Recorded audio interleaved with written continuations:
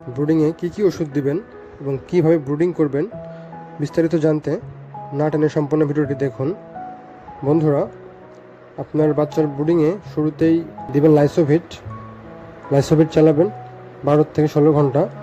লাইসোভিট আপনার মুরগির বাচ্চার ইমিউনিটি বাড়াবে এবং রোগ প্রতিরোধ ক্ষমতা বৃদ্ধি করবে এবং সাথে ধকল রোধ করবে। এবং লাইসোভিটের ডোজ শেষ হওয়ার পরে আপনারা ব্যবহার করবেন অ্যান্টিবায়োটিকের ডোজ 3 দিন চালাবেন। এতে করে আপনার বাচ্চার অপরিপক্ত নাভিগুলো শুকিয়ে যাবে এবং বাচ্চার ঠান্ডা ডোজের কাজও করবে। আপনারা ডোজ করার ক্ষেত্রে ব্যবহার করতে পারেন এমফ্লোরভেট এবং সাথে মক্সিসিলিন। এটা সকাল বিকাল 2 বার 3 দিন চলবে। এবং অ্যান্টিবায়োটিক চললে পাশাপাশি আপনাকে দিতে হবে কিডনি টনিক, এর জন্য ব্যবহার করতে পারেন নেপ্রোকেয়ার। এবং মুরগির টক্সিসিটির সমস্যা হতে পারে, এই কারণে টক্সিন দিবেন।